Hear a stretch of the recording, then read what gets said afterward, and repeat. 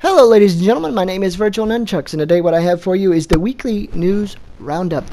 Whatever's happening in gaming, we talk about it here on this channel. And I usually do this on Fridays, but I will be out of town tomorrow, so I'm going to go ahead and put that up today so that you guys have it. So here we go. Here's what I got. All right. The first thing I want to mention is that Cyberpunk 2077 basically put out a video talking with one of their developers on their Twitter account, and I found it really cool. They said that they are going to introduce in the game something called a nanowire, which basically is attached to your arm, your character's arm, and you somehow, they didn't specify, but you somehow shoot it at a target, whether it's an NPC or what have you, and you can hack the NPC, so you can turn their implants or whatever against them. So, for example, you can have your enemies shoot for you. You can have them shoot themselves. That was a direct quote from the developer. So he basically said that you can have them shoot for you and do all kinds of demigod hacker stuff that you want to do to your target. They also said that it can be a silent stealth weapon. So, for example, because it is an actual steel wire of some kind, you can actually use it to cut people and slice your enemies to ribbons. I would think it would be kind of like the wire thing in Hitman, where you can walk up behind somebody and strangle somebody. But I like the idea of being able to hack your targets from afar and turn them against their compatriots. I love that. So there's that. That was announced a day or so ago. Also, there was a statement from the UK regarding loot boxes.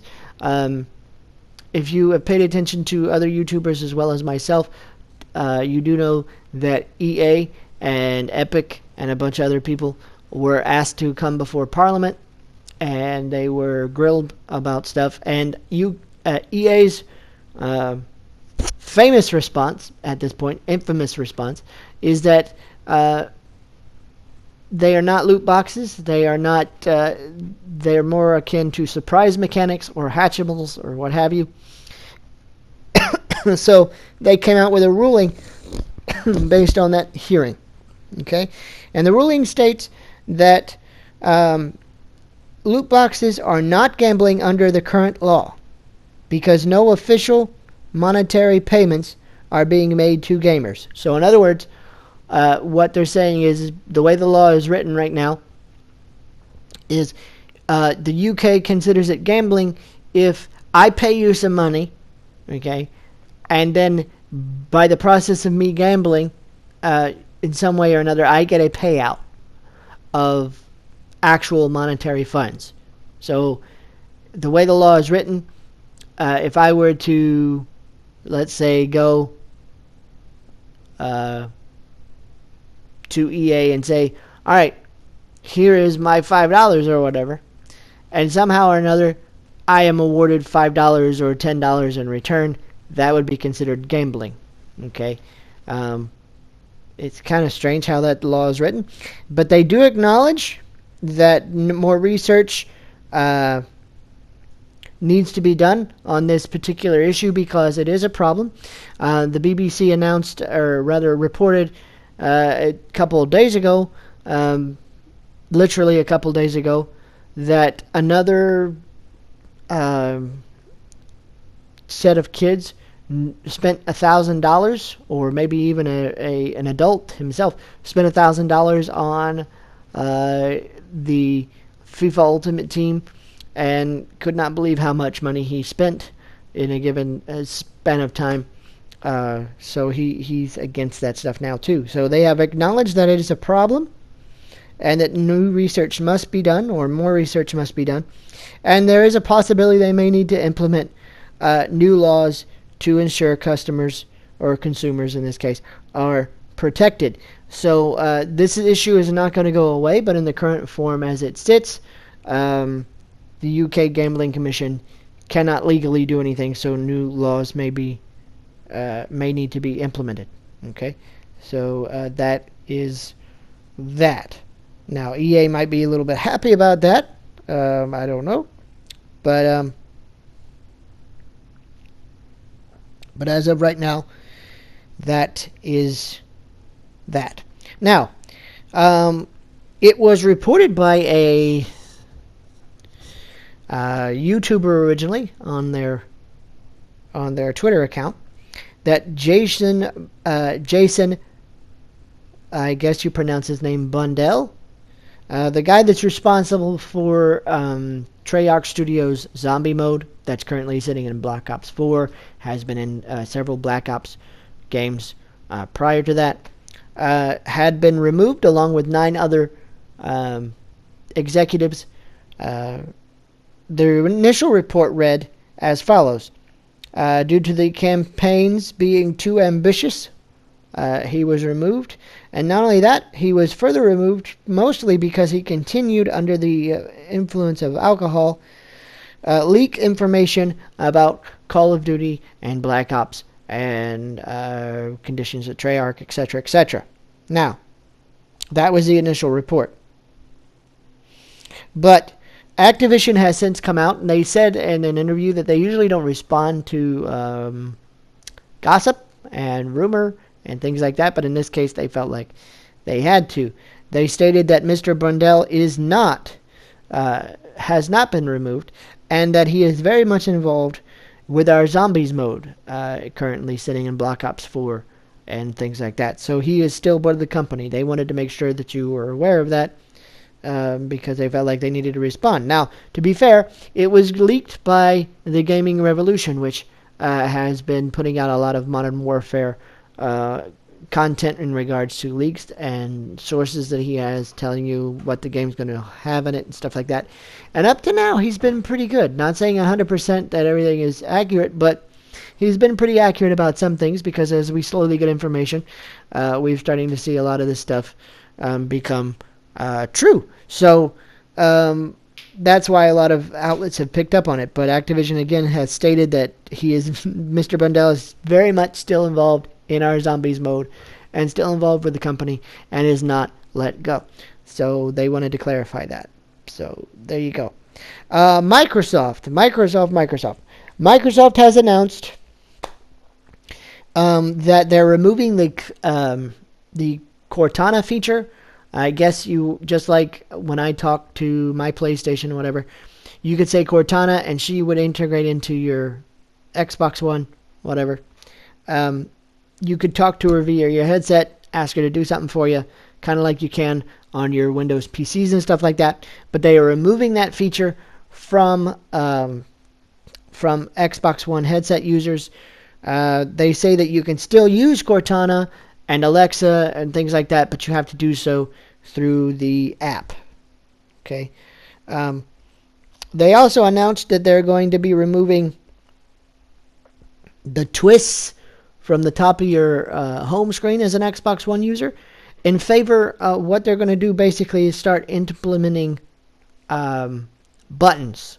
Like you can go into your Xbox One home menu and begin to, for Game Pass, Mixer, Microsoft Store, stuff like that. They're just going to have it down to button presses, so you don't have to, basically so you can access your apps and things faster. Okay, the idea is to streamline it so that you can access it faster, and so they're getting rid of the twists and stuff like that. Microsoft is also going to start displaying your recently played titles more prominently on your home screen. So if you're playing, like I have several games on my PlayStation 4, and you know, the ones that are the tiles that are readily available to me, a lot of them are, but there are some that have been removed because I don't play them quite as often. So I guess what they're going to try to do is the more recent titles that you play, the more active you are in those tiles, they're going to be more prominently displayed on your home screen so that you have quicker access to them as well. They said that this will roll out to their let me get this right. They said they're going to roll it out to their Xbox Insiders this week, kind of like a beta test kind of stuff. For those of you who are not involved in that, They will roll out the full update for you guys starting this fall. So there is that. So, all right. So we covered Xbox. We covered Activision and their Jason Brundell stuff. While I'm thinking about it, as I'm recording this video, actually a few minutes ago, they put out a Call of Duty multiplayer teaser, if you will. It looked pretty cool. It was in 4K again. But so it looks beautiful. That engine, if you have not seen the gameplay, that engine looks amazing. It looks absolutely gorgeous. But what they're basically doing is they're making it a cutscene. And what you're doing, your player is actually sitting in a helicopter, and in the bottom left screen, they're putting like the time of day, how many days you've been, I guess, playing, and they'll tell you where you're going. Like in this case, I believe it was someplace in Turkey or something like that. I don't remember exactly. I just remember seeing the video and going, oh, that's pretty cool. Because it's only about a 30-second teaser, but you're basically flying in a helicopter, and then they drop you, you actually as the player drop into the map out of the helicopter, and then the game proceeds from there. So they're adding a lot more animations and a lot more transitions into the game, which kind of looks cool. They have announced again that on August 1st they're going to have a full multiplayer reveal. I'm kind of hoping that not only do they reveal the perks and the map and the various weapons and stuff like that, I'm kind of hoping that they'll leak a little bit about the campaign during the process. I really want to know about the campaign. I'm really excited about that. They did announce also that they have removed a mission. Now again, this wasn't in response to anybody. This wasn't in response to people saying it's too graphic or whatever. It's just in the middle of their final phase, trying to cut stuff that really doesn't belong or doesn't fit, stuff like that. So they removed a mission also from the game that allowed you to play as a suicide bomber. They thought that was not that does not fit their game, so they removed that mission. Had they, I wonder sometimes if they had thought it fit or would fit the narrative that they're trying to tell, if they would have left it in there, but I guess we'll never know, huh? Okay, so there's that. Now, we covered the UK thing, we covered Jason Brundell, we covered all that. But one thing that I did forget to mention was, see if I can bring it up here, a few rumors and things, and this part of it is just speculation based on what information I have come across. Apparently, there is a God of War sequel in the works now, or at least in the near future, because Sony Santa Monica has posted up on their job posting board that they are looking for an individual with knowledge of the mechanics and the enemies of the previous game.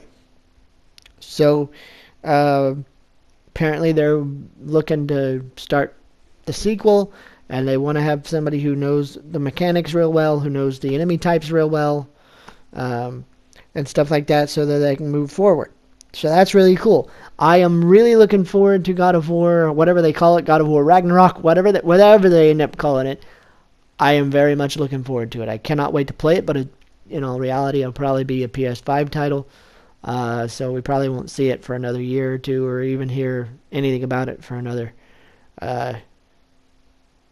till the end of next year maybe, or middle of next year, maybe E3, I don't know. I'm just saying. But there's that. So we know they're working on that. There was another rumor.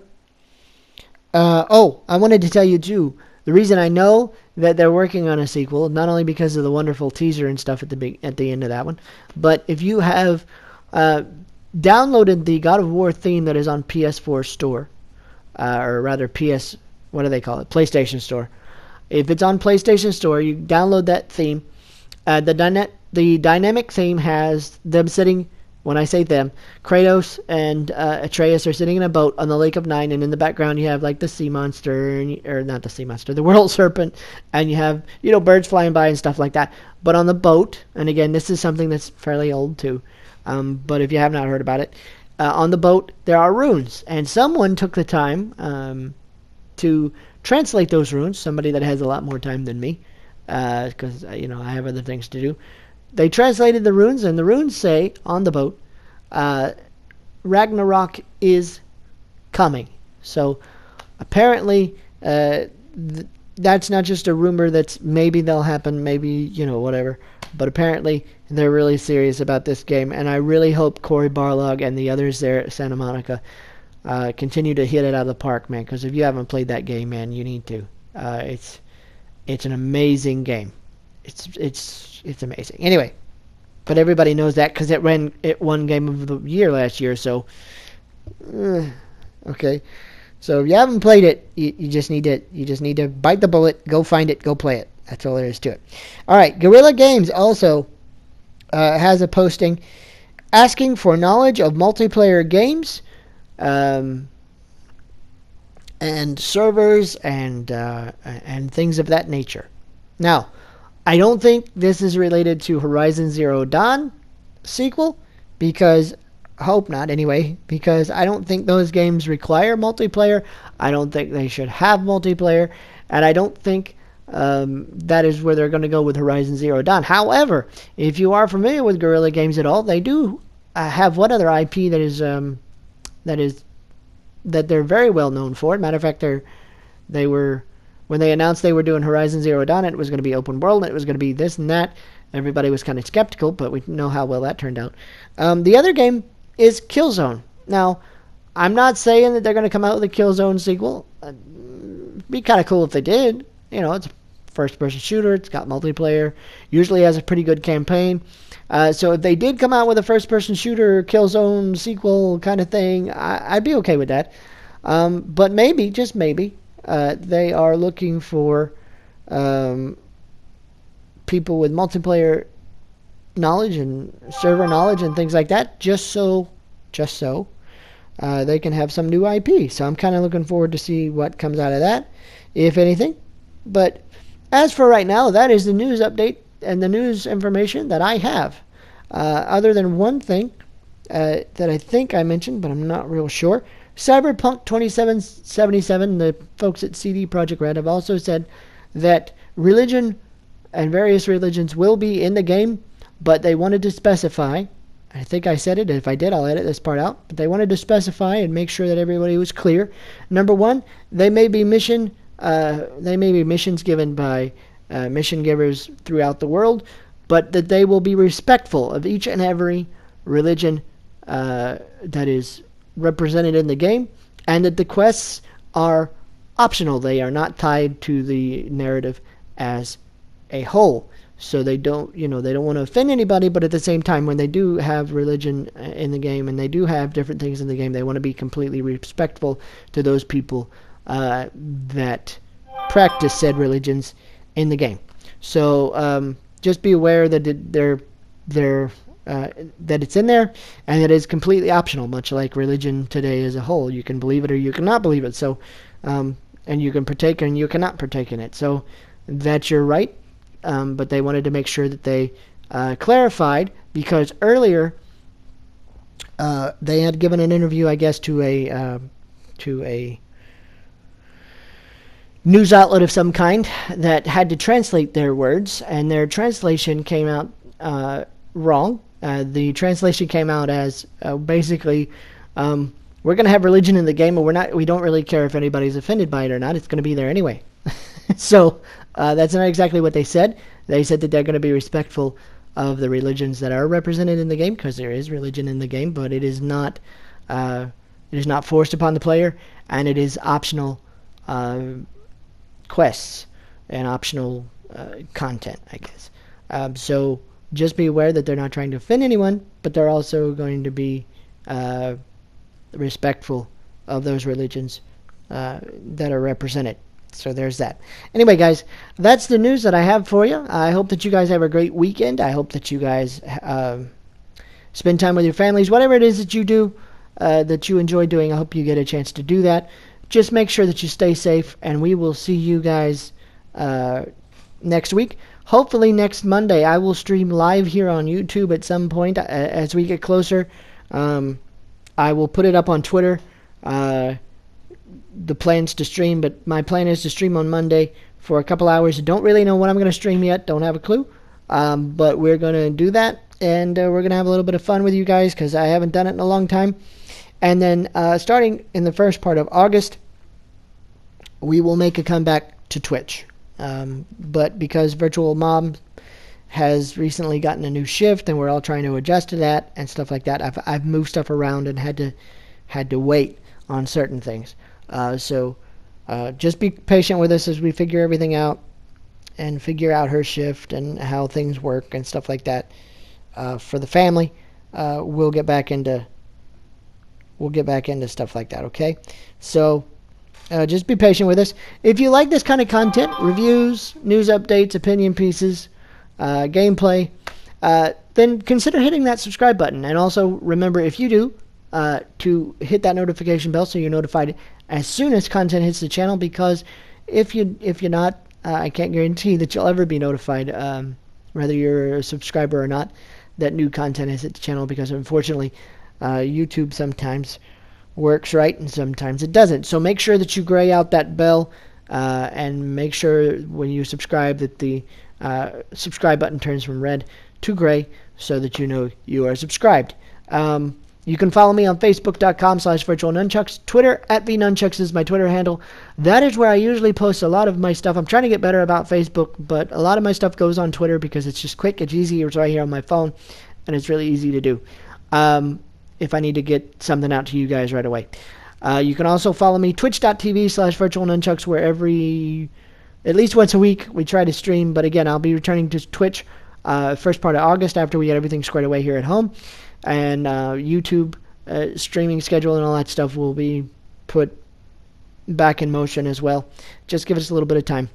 I hope you guys have a great weekend. We'll see you guys later. And don't forget, leave me a like on the video. Leave me a comment if you have an opinion or something you want to talk about, because I always try to get back to you guys. If you leave me a like, it lets YouTube know that the little guys like me have something important to say, and it lets people find our channel. So if you wouldn't mind leaving a like on the video, I'd greatly appreciate that. Hope you guys have a great day, and we'll talk to you again real soon.